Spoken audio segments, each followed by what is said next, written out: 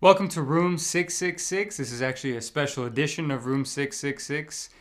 We've been getting a lot of calls from YouTube lately, at strange hours of the night, telling us that if we don't make a video where I act like a dickhead in front of a green screen and make some sort of top 10 list or something, that they'll take down the channel. They say I'm not a real channel without it, so you know what, I'm going to follow the rules, you know? But except I'm not going to make top 10, I'm going to do a top 6. So I'll be doing a top 6 movies I bought from Hollywood Video and Blockbuster Video before they went out of business. You know how they had that sales where they sold everything? And I went there, I bought a shit ton of them, shit ton of DVDs. Still holding on to them, not really sure why. You know, I was in a bad place. Anyway, so I bought a bunch of them and I wanted to rank them. So we're going to do the top 6 of that. So let's get to it. All right. Number 6 on the list is Scanner Darkly, which is based on a Philip K. Dick novel. He did Blade Runner and Minority Report. And it's also directed by Richard Linklater, and it stars Keanu Reeves, Winona Ryder, Woody Harrelson, Robert Downey Jr. It's a good little cast. It's about this thing called Substance D that's out there in the world, and Keanu Reeves is, well, you're not really sure if he's an undercover cop or if he's really on Substance D, like a druggie. He hangs out with a bunch of drug addicts. It's really cool. The animation of it is cool. It's, I don't know, I would suggest go see it. I got it because of Richard Linklater. I didn't really know too much about it, but I think it's good stuff. I enjoy it, and you know, it's just, what the fuck is this? SOS Kiss. I thought I got rid of you. Oh. You came back for one last kiss, huh? You fucking piece of shit. Well, go see Scanner Darkly. I don't have it anymore, so, you know, whatever. There's a Scanner Darkly in my head. Oh no, that's Scanners. Oh shit, that's not the same movie. Alright, number 5 on the list is Jim Jarmusch's Coffee and Cigarettes. Now, this one has got a shit ton of people. It's got Roberto Benigni, Stephen Wright, Steve Buscemi, Iggy Pop, Bill Murray, GZA, The RZA. Hell, this is its own Wu-Tang. It's basically just a film where you got two people sitting down, enjoying coffee and cigarettes and having a conversation. All these different sort of actors and musicians and artists just sort of having conversations that are, you know, some are interesting, some are not. You got Jack White, you got Meg White. It's not the best Jarmusch, but it's really good. I enjoy it. Go check it out. Number 4 on the list is going to be the Blockbuster exclusive, Harsh Times, starring my man, Christian Bale, written and directed by David Ayer. This was directorial debut, I believe, and it's not the greatest movie. It's about a soldier, played by Christian Bale, who comes back from the war and tries to be a cop in LA, but he can't because he's a piece of shit who does drugs and fucking buys guns and beats up people and robs people.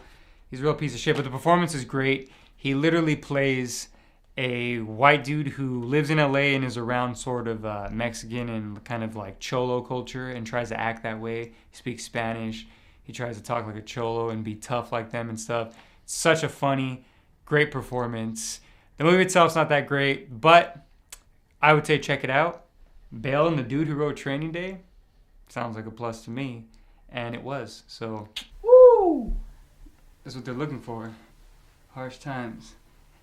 Gangster style pool parties, baby.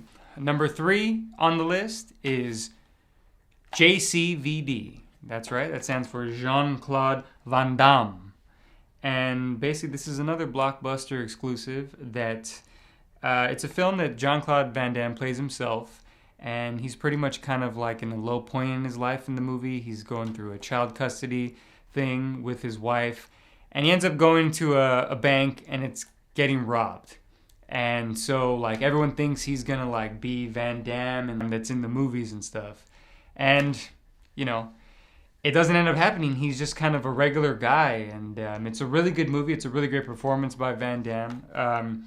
If you're a fan of Van Damme in terms of all the stuff like Bloodsport and Lionheart, I would still suggest this movie, even though it doesn't have the have him really doing the moves and the fights and stuff. It's just a really like kind of breaks your heart, you know, to really think about it. It makes you sad. And then, you know, you think about the fact that he directed that movie, The Quest, and it makes you even sadder because that movie was fucking god-awful. And, you know, other thing, though, is that it does have subtitles, so that's one thing for all you, you know, for all you uncultured swine out there who don't know how to read. But I think you'll all enjoy it. It's a very good performance. A lot of people thought he should have got an Oscar for it. And, you know, I kind of agree. May should have got an Oscar nomination for that. You know, thank you, Blockbuster. Jean-Claude Van Damme, what is it that he does in the... Or is that the other guy who does it? Number 2 on the list is going to be Todd Haynes, I'm Not There. It is well, not really a biography about Bob Dylan, but it's a movie kind of based on things that happened in his life. It's a really good film. This is another Blockbuster exclusive. Well, these Blockbuster exclusives, right? And, you know, it's got Christian Bale, another Bale movie. Great performance from Bale. It's got Cate Blanchett. It's got Richard Gere. It has Ben Whishaw. It's got, what's his name? Marcus Carl Franklin. They all, and even Heath Ledger, the late great Heath Ledger. They all played different incarnations of Bob Dylan's life. And you're wondering, how does that work? Cate Blanchett's a woman. Richard Gere's an old man. Heath Ledger's dead. But they all do it, and it's really good. They play these sort of versions of Bob Dylan. They're never called Bob Dylan because Bob Dylan wouldn't let that happen. But he did let him use the music because of the way that they did it.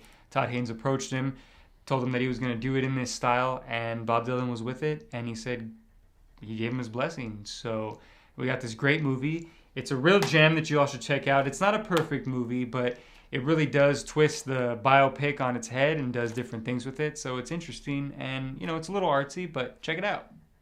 You know, especially if you like Bob Dylan. I'm Not There. All right. Numero uno, number 1 on the list of the top 6 films that I purchased at Hollywood Video and Blockbuster while they were going out of business is the documentary The Devil and Daniel Johnston. That's right. It's about musician Daniel Johnston, and it's a great documentary. I got this at Hollywood Video. I hadn't seen it, honestly, before I bought it there. I'd heard about it, but I wasn't able to see it. And then I purchased it, and I'm glad I did, because even if you don't know or aren't really a fan of Daniel Johnston, it's still a very good documentary about mental illness and about kind of what it's like to be a musician and an artist and a struggling artist who's dealing with mental illness. It's funny. It's heartbreaking. It's just a really well done documentary. So, you know, go check it out. I can't say to go check out Daniel Johnston's music. Maybe you might like it. I don't know. I like it a lot. I think he's a great artist, but it's definitely a peculiar taste. So yeah, check this out. You know, it talks about how, you know, Nirvana, Kurt Cobain liked him and wore his shirt and kind of catapulted him to fame. Bunch of really cool little stories and a bunch of crazy stories as well. The Devil and Daniel Johnston. To face the judgment, unprepared. Oh, to meet your God. Oh, yeah. All right, everybody. Thank you for watching the video. Hopefully, we'll be doing more like this to keep YouTube off our back. But yeah, you know, check out those movies that I brought up. They're all pretty cool, and I would suggest you watch every one of them if you haven't. So are you happy now, YouTube? There you go. There's a fucking green screen. And there's me acting like a dipshit in front of it.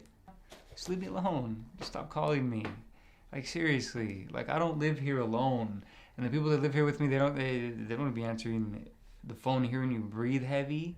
You know what I mean? And then you have ads during your breathing heavy calls. It's so fucking ridiculous. It's ridiculous, okay? So leave me alone. And, you know, if you like this video, subscribe and all that other good stuff. Check out the other stuff, all right? Thanks a lot. Rest in peace, Blockbuster and Hollywood Video.